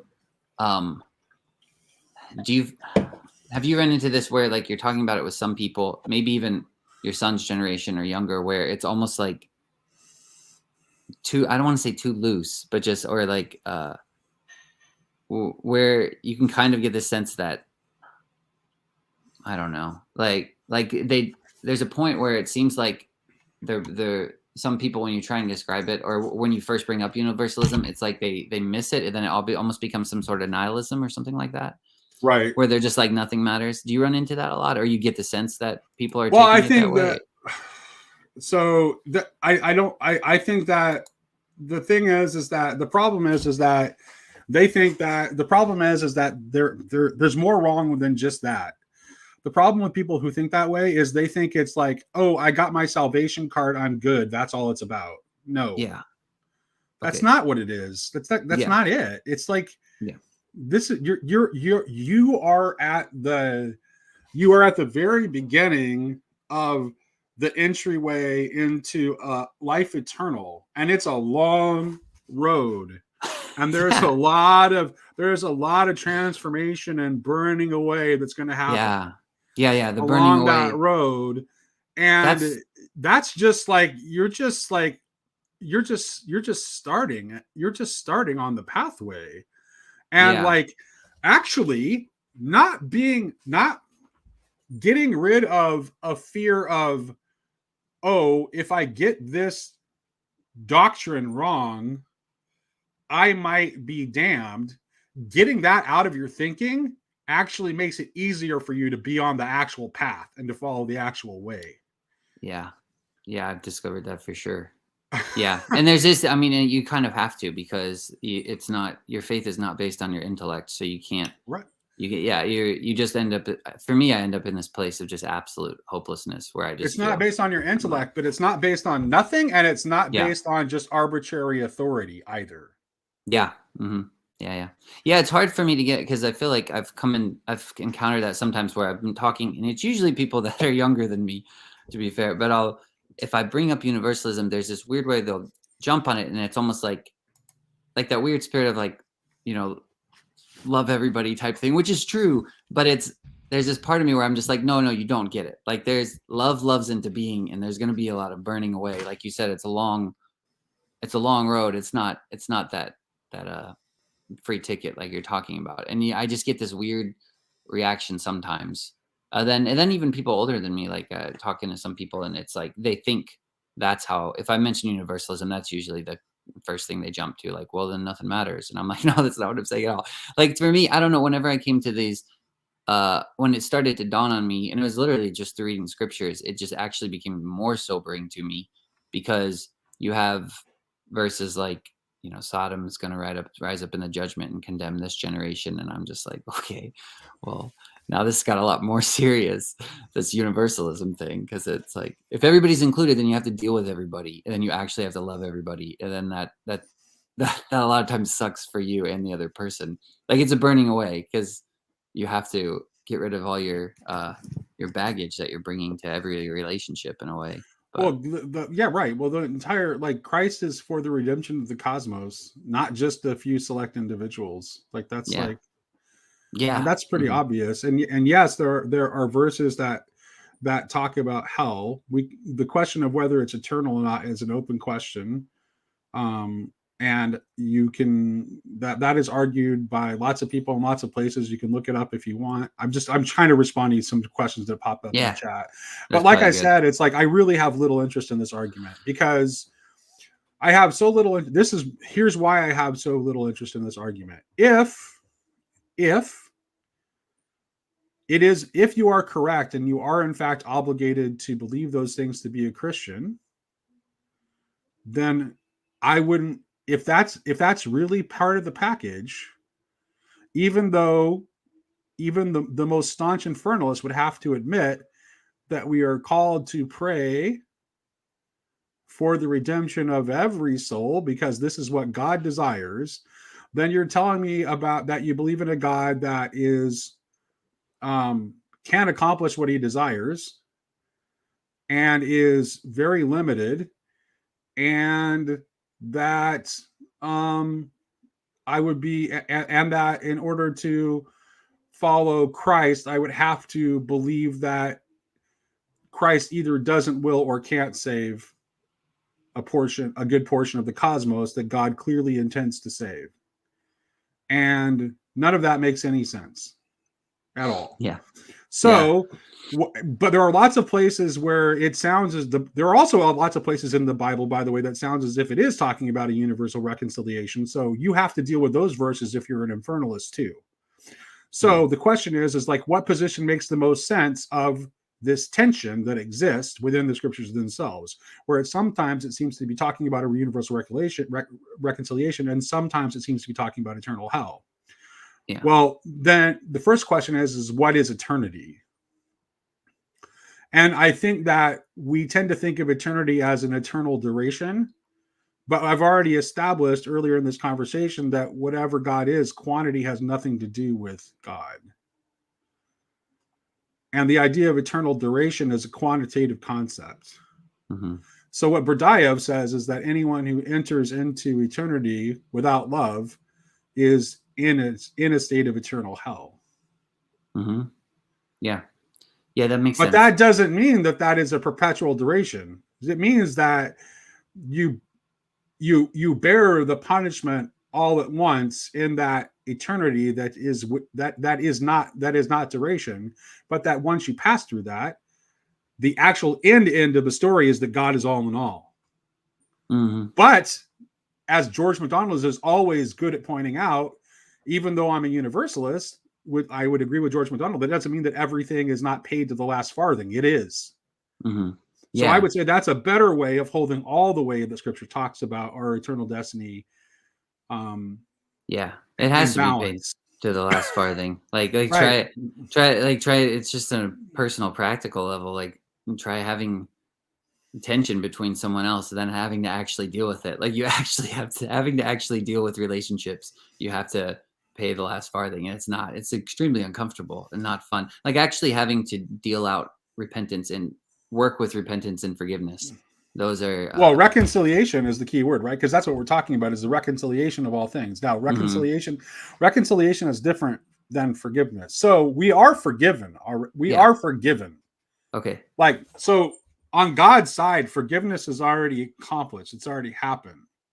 Okay. That's done. Forgiveness has happened. But what has not been accomplished, what we're headed toward, what causes God to be all in all, is the work of reconciliation. And it is a work. Reconciliation is a work. It's something that we do in cooperation with God. It's two-sided. Because what needs to happen is for us to be reconciled to God and to each other. And that is bidirectional. Okay. That not one person the reconciliation can't happen with one person. It has to be a collaborative effort. Mm-hmm. Yeah. That's how it's accomplished. There's no other way to do it. Okay. Yeah. That makes sense. Well, this is part of like we view this is why it's wrong to view the story of salvation as just like it's just all about what God does for us, and it's a divine rescue mission. And God did it all, and there's nothing left for us to do. No, that's not the story. Yeah. Yeah. Like when you're only looking at parts of the story, and you're ignoring a lot else. Mm-hmm.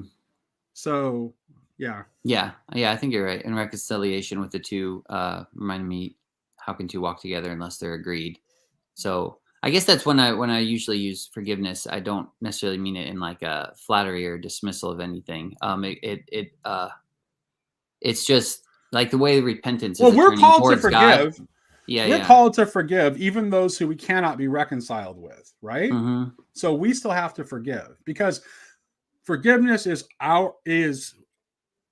our part in the act of reconciliation. We forgive, but we can't force someone else to forgive.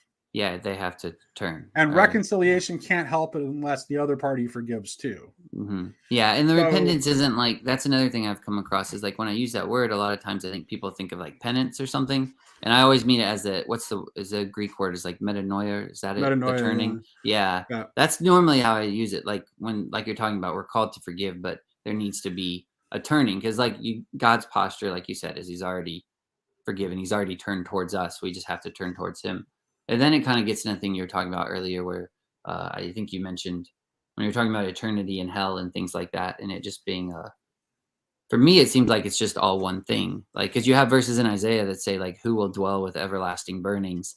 and it talks about the righteous, and it's like, yeah. Well, so it's right. Like, that's it. I mean, unless you're reconciled and like everybody's going, like my friend Craig, he said this. So we were talking about Rob Bell's book, I think, Love Wins, and Craig said Hell Wins or something like that. And I was like, yeah, it's kind of the same thing. Like the burning's gonna happen. Well, yeah, You're because gonna go God through the is fire. right. God got it right. Yeah, that's where. Yeah, you have you have the verse about all being saved with fire. Yeah. That Yeah, sounds and pretty that's universalist, doesn't it? yeah. And that's what I mean. Universalism. And also the idea of that God is a consuming fire is a very, I mean, that's a very well established image of God. From the Old Testament forward, and it's like, well, and then like the Holy Spirit is associated with that fire too, because it's like the idea is that in order to not be consumed by the fire, we have to ignite the fire within us. Yeah. There's But eventually God likes that, but eventually anything that God has created will light up. Yeah. Otherwise, it could never have existed in the first place. Because it came from that. Yeah. Because it came from exactly. Yeah. There's this weird thing too, like in the temple. I think before you get even into, I don't know which part of the temple it is. Like I'm sure Hezi knows better than I do. But there's the bronze. Is it the bronze lavers, the bronze washing? And that always, and maybe it works the same way for you. But when I think of bronze, I just think of fire. Well, it's really because it is. Right, so it's a baptism through fire you have to go through before you can even go into the temple. Because in the bronze serpent, God says make a fiery serpent, and then it says bronze that he makes on the pole. Yeah. Moses does. So there is a relation between the bronze and the baptism of fire, like you're talking about, before you can even get into the temple. Yeah, the fiery serpent is like there's a connection between the fiery serpent and the seraphim in the angelic hierarchy. Yeah, that's cool. That's really so. Cool. I'm gonna have to think about Hezi could probably talk about that more. Yeah, he said something about Leviathan too, and I was like, man, I want to talk about that some more. I'd like to talk about that more with you as well. But there was one thing. So here's this part. Sorry, I'm jumping way back to when I asked about mothers. But what always reminded me of the mothers is like this part in 2 Samuel. I'm not sure if you're talking if you're familiar with it. In I think it's when David has to give over the sons of Saul to be killed to you don't know who it was. It might have been Gibeah or something. I don't know. So, yeah, the Gibeonites. And so they hang Saul's sons, and then it says the mother, I think it's Rizpah or something, sees her dead son hanging there from the tree, like curses everyone who hangs on a tree. So it says she basically mourns there and stays there the entire time until finally I think King David sees her, and then he goes and gets the son's bones and brings them up and buries them. And so that just always reminded me of kind of that mother thing you're talking about. Like this mourning mother still sees her son, even though he's cursed and hanging on a tree. She's like, that's still my son. I'm going to sit here until his bones are brought up and buried with the fathers type thing, something like that. But that's just like one part in the Bible. And I'm like, I don't know if I'm making too much of it, but well, no, because I want to show you, there's something I'm going to show. I actually shared this in the, I shared this with some people in the Voxer the other day, but let me see if let me find this really quick. I think you might find this interesting. I think it's, hold on a second.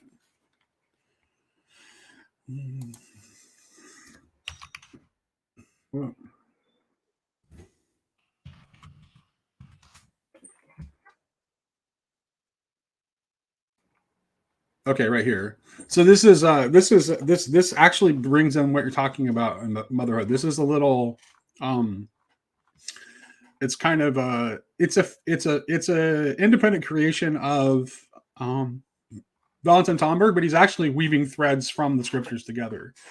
And this is from letter 6 of Meditations on the Tarot. He tells this little like cosmic fable, basically. He says, when the Father had accomplished his work on the 7th day of creation that he had made through his word, he rested on the 7th day from all his work that he had made. And the Father blessed the 7th day, and he sanctified it, because on this day he rested from all his work that he had created. Thus the 7th day is blessed and sanctified, because it is the day not of the world and the movement of the world, but rather of the Father himself alone. It is the 7th part of the circle of movement of the world, when he withdraws and becomes immobile and silent. Thus it was that the circle of movement of the world was not closed, but remained open.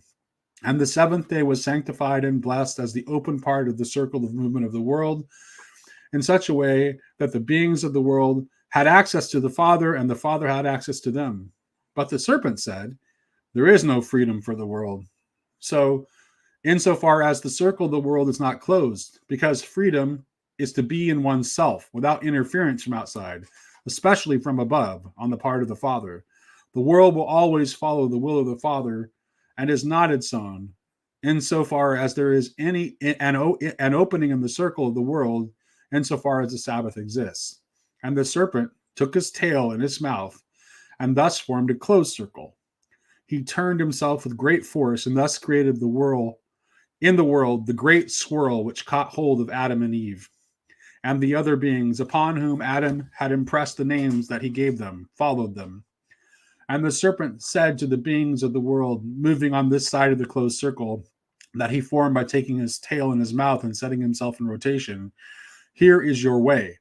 You will commence by my tail, and you will arrive at my head. Then you will have traversed the length of the circle of my being, and you will have within you the entire closed circle, and thus you will be free, as I am free. But the woman guarded the memory of the world open toward the Father and the holy Sabbath, and she offered herself for the rending of the closed circle in herself, in order to give birth to children, issuing from the world beyond it, from the world where there is the Sabbath. Thus originated the suffering of her pregnancy, and thus originated sorrow on this side of the world of the serpent. And hostility came between woman and the serpent, between the generations of woman giving birth with pain and the generations of the serpent giving birth with pleasure. The former will crush the head of the serpent, and the serpent will wound the heel of the woman. For woman moves in a contrary sense to the movement of the serpent, and her head reaches to the tail of the serpent, and her heels touch the head of the serpent. This is because in the world, which is the current of the serpent, suffering is its counter movement. It was through the counter movement of suffering that there originated the counter current of the sons of woman, which is the thought born from suffering and the memory of the world of the Sabbath. Thus the sons of woman set up altars to the Father, this side of the world of the serpent. And Enosh, son of Seth, not only worshipped the Father, but even came to know his name. He began to invoke the name of the Father. But Enoch, a descendant of Seth, went still further. He walked with God. He did not pass through the bitterness of death, which for living beings on this side of the circle of the serpent is the way out of the closed circle of the serpent. For he was taken up by the Father. For about that time, thought aspiring to the Father succeeded in piercing the circle of the serpent and in accomplishing an opening in the closed circle. Thus, initiation and prophecy could be established on this side of the world of the serpent. Initiation kept living the memory of the world of the Sabbath, and prophecy nourished the hope of deliverance from the circle of the serpent and of the future reestablishment of the world of the Sabbath. Buddhas taught the way of going out from the world of the serpent and of arriving at the repose of the Sabbath. But the prophets proclaimed the transformation of the world of the serpent from within it by the coming of the Word, which would live in the world of the serpent and will reestablish within the world of the serpent not only the Sabbath, but also the other 6 days of creation, such as they were before a third of beings from each of them were uprooted and swept down by the closed whirlwind of the serpent. This came to be. The woman virgin, who is the soul of the counter movement to the serpent, and of suffering since the beginning of the world of the serpent, received, conceived, and gave birth to the Word of the Father, and the Word became flesh and dwelt amongst men, and the world of the serpent full of grace and truth. God, that's intense. That's a lot. Like I was trying to close my eyes and keep up because there's so much in there where you just in my mind you gotta like in the beginning of George MacDonald's book Lilith. I remember Well, the point is, he says there's a part where you come and you got to put the book there's down. There's a way in which the motherhood itself, right? Mm-hmm. The suffering of pregnancy and childbirth, the pain that is involved in a mother, like, you know, rearing her children and watching them grow up, like all of that, like there's a way in which that is linked to the opening of the closed circle and the opening to Sabbath. Like it's through that, like that participates in the in the restoration. Yeah. And it ultimately is accomplished with what we were talking about. I don't know if you heard earlier where Sherry and I were talking about like the let it be of Mary, kind of completing the cycles of let it be from Genesis. Is that kind of a mini pattern of theosis, you could say? Mary's let it be. Okay. That's what I thought as well. Yeah.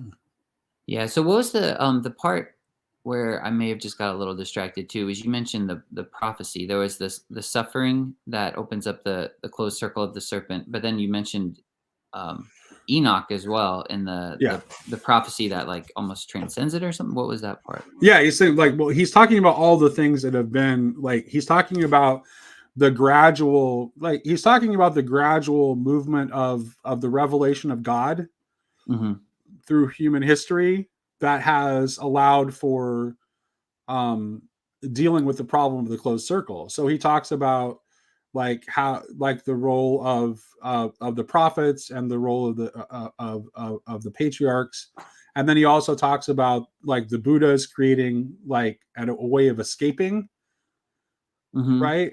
But then he's saying, but the full intention is not escape. The intention is the restoration of this world to be the world of creation. Yeah. And the world that is open to Sabbath, which is the spiral. He talks about that, like he talks about this. This is represented by the spiral. Let me actually read what comes right after that. He says, this is the cosmic myth, the esoteric drama which underlies the exoteric process of evolution. It sets forth in the first place the idea of the open circle and the closed circle. The open circle, or the spiral, is the world before the fall of the 6 days of creation, crowned by the seventh day, the cosmic Sabbath, which corresponds to what one designates in mathematics as the step of the spiral. It suggests the idea of unlimited growth and advancement, being through its form only the introduction or antechamber to eternity. It promises unlimited progress. So it's like very clearly like that leads to an eschatology that has epistasis as its form. Okay. I think here's one thing that I've been struggling with a while. Okay, so I guess I should maybe say this first too. Hezi commented if he wanted to talk about Leviathan, if he wants to come on here, he's more than welcome to. But that thing with the Sabbath too, this is one thing where I think I have trouble in my head, because there's this weird relation where you mentioned it was in the creation story, it's God stepping away and he removes himself. So there's he steps away, he rests, and he's refreshed. So in the process of creation, we would need to do that, I guess. But then where is this? I, for some reason, associate it in my head with death a lot as well. And I don't know that I'm wrong to do that. But you associate what with death? It's the Sabbath or... Oh, interesting. Because it's a rest, and a rest is kind of like a death. I'm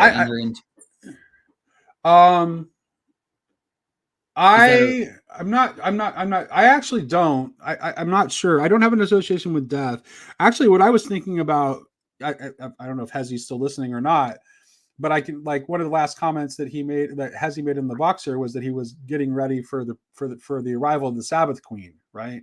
So I can see, like, you can see in the idea of the Sabbath Queen, you can see an echo with what I just read. What's the idea of the Sabbath Queen? I'm not sure. The Sabbath Queen is this like personification of this personification of the Sabbath that you have. The Sabbath. Okay. Right. Yeah. And I would say the Sabbath Queen is the image that you're being shown in Revelation 12. The woman clothed with the sun. Okay. Yeah. Who is Mary? Yeah. Yeah, the Virgin. Yeah. This is Mary. That's who gives birth to the Word. She accomplishes exactly this, the fulfillment of this cosmic myth. She embodies it and fulfills it. Okay. And gives birth to the Word incarnate. Yeah. Okay. Yeah, and so, but even in childbirth, thereby becoming Queen of Heaven and Earth. Mm-hmm. It's just. I think I'm getting hung up. I think because of maybe that. I don't know the world we live in. I don't really want to go there with those terms, but then I think maybe there's that association with like childbirth is kind of like, it's associated with suffering and it's associated with death. And like you're talking about this woman that fulfills the cosmic image. If we're talking about something like the eschaton, I imagine suffering and the death. If I'm associating death with like a rest or a shalom or peace, if that's what I'm doing, then it wouldn't be death anymore for some reason. It would be right. Okay, just transformed. Yeah, Like it would still be there, but it would be just a Sabbath or something. I don't know. Right. Yeah. Well, this is the question of what is death, right?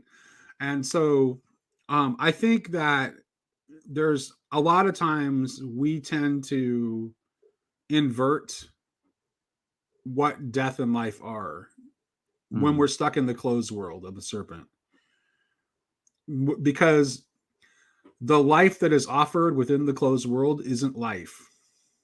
It's just it's an unlife. Yeah. It is, yeah. So it's not really life at all.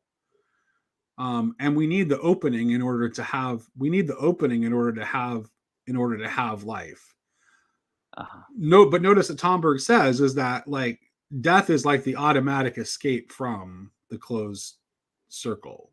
Like that's like so yeah, there's something, it's all kind of coming together for me a little bit too. So the death that isn't I guess that's one thing to clarify. The death that we're mentioning isn't like a suicide or something. It's not like a trying to escape. The death is the Mary response. Let it be to me according to your word, because it's a death to self and a response. Right, and what Christ is coming to reveal to us, like part of what's going on with the conquest of death by death, is that we can see how to die to the life of the closed circle, so that we can be born into the life of the open spiral. Yeah, the open womb. Yeah. Okay. Yeah, that's why that's what the kingdom is. This is what the kingdom is about.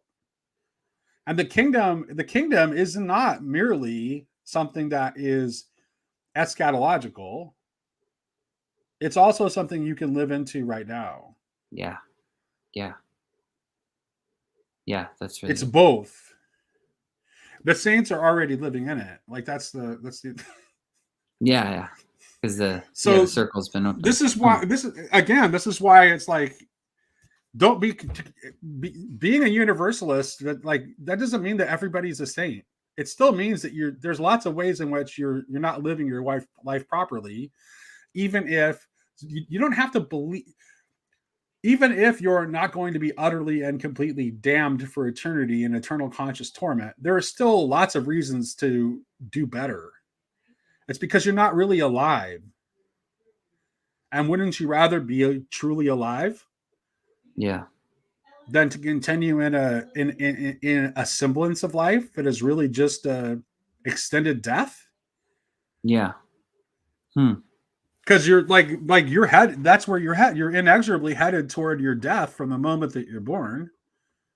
If you don't ever find a way to live, yeah, into the open circle, like that's the only place to live from. Yeah. It's making me think about the whole difference between Mary and Lilith and all that stuff too, in the closed circle and all that lore. And the barrenness and the open womb. Well, it's good talking to you, Jason. I do actually have to get out of here now, but I'm glad I kept it open long enough that we got to get you in here. Thanks for letting me hop on. This is good. Hopefully you'll do this again soon. I love when I see you guys doing this. Hey, there's like not just me. Like you can bug Sherry and Luke and Jess are all capable of opening this up and getting a chat going. Oh, okay. So bug them. Luke do it. I need to make Luke do it. Don't make it dependent on his elliptical. Luke needs to do it on his elliptical for sure.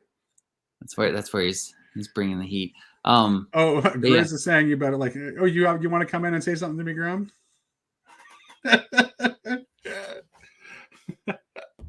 You better run me. That's funny. All right. Well, I my daughter's coming over today, and I got stuff I got to get ready. All right. Well, thanks again for letting me hop on here. You have a good one. Talk to you later.